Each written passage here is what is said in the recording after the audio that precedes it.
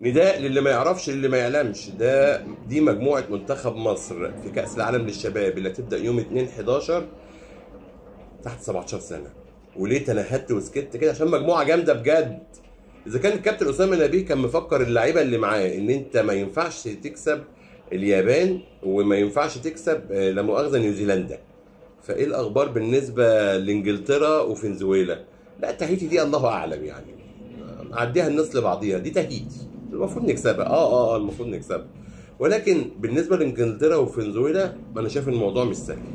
انا بقولها لك مش سهله، ولكن الكابتن احمد الكاس ربنا معاك، ربنا يعينك، ربنا يحفظك، لان في ناس مصريين يمتلكوا من النباهه والقلب الابيض وهيبينوا لك ان هم واقفين جنبك، بس بيتمنوا جدا خسارتك. ليه؟